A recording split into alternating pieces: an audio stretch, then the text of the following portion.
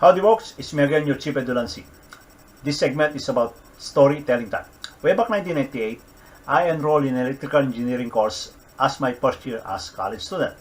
By second semester, a transferee joined our class, and it so happened that he was a former student in a maritime school.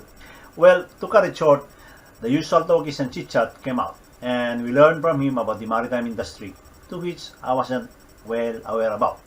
For all I knew, back in my hometown, I didn't know any single person who is a seafarer. However, he stated one single sentence: see the word for free.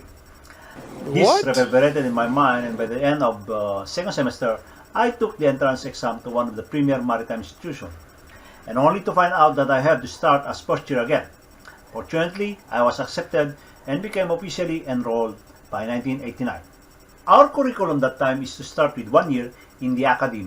Then for your second year, you must be on board international vessel for a minimum of 12 months sailing time as cadet apprenticeship. Then come back for your third and fourth year to complete your studies. And so, this is how my seafaring life journey begins. Before we continue, if you haven't subscribed yet, please click on the subscribe button and click like if it pleases you. And so, after completing my first year training, meeting all the requirements and documents, armed with just the basic knowledge of ships and shipping, I embarked on that fortunate day of June 28, 1990. My vessel is in Nicolas, Aruba at that time, which is located in the Caribbean. Hence, from Manila, I was sent forth to join via plane, and the journey has begun. Taking a long flight with lots of stopover. First stopover was in Honolulu for 3 hours, which was also my first port of entry in the US, after an 11 hours long flight.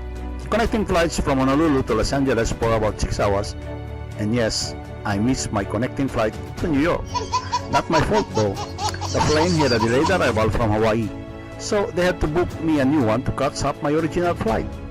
This time from Los Angeles to Cincinnati and New York eventually. Unfortunately, I didn't catch up the original flight, which was supposedly New York to Aruba. Hence, I flew in another booking from New York to Miami, then Miami to Oranjestad, Aruba, which was about 3 hours. Finally, after more than 30 hours including stopovers, I finally arrived to Oranjestad, Aruba. 2 hours of waiting after touchdown because the ship's agent is nowhere to be found. And guess what? My baggage is gone even if I was told it arrives earlier than me. Nothing on the claiming area, neither an unclaimed baggage section. Frustrated and tired, the ship's agent drove me to the terminal or port, which is in San Nicolas, Aruba, where the vessel, motor tanker, Esobayon, is moored. Oh yes, I got only my portfolio bag, a passport, and a seaman's record book, plus some documents, and bloody stinking travel clothes. It was in the lateness of the evening when the transport vehicle arrived at the refinery. It was very clear up to this day. There were 2 sailors sitting on the gangway and close to the ship's manifold. To my astonishment, they suddenly stood up smartly and greeted me. "Good evening, sir. How are you, Mr. Inspector?" Oh boy, I was holding my laughter because I was mistakenly identified as Terminal Inspector. But somehow I got my composure and introduced myself. I am the joining new deck cadet apprentice, sir." And boom, the radio was burning like hell. The watchman radioed and reported that I am on board. It was 10 p.m., the captain was awoken, and I was summoned to the captain's office. Just 20 minutes of laying out the details, the captain immediately announced to the PA system, "Attention all crew, report to officer's saloon all at once, now." And believe it or not, after introducing me to the crew, the captain told them of my long flight and misfortunes. So he asked each and everyone to give me a new shirt, pants, underwears, including toiletries. By midnight, I felt like I just came from a shopping mall and not really coming on board. Of course, adjusting to ship's life is not easy as eating a bite. Eventually, you will get to know the crew, the ship, and its operations.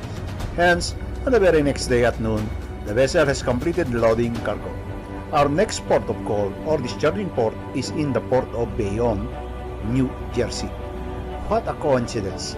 The ship's name is Esobayon, and my first ever port of call is a place christened to her. I said first port of call since I boarded the vessel in Aruba and officially sailing with her that day. And so, sailing from Aruba to New Jersey would take 5 days depending on speed and weather conditions. And so, join me on part 2 for the continuation of this seafaring life journey. See you!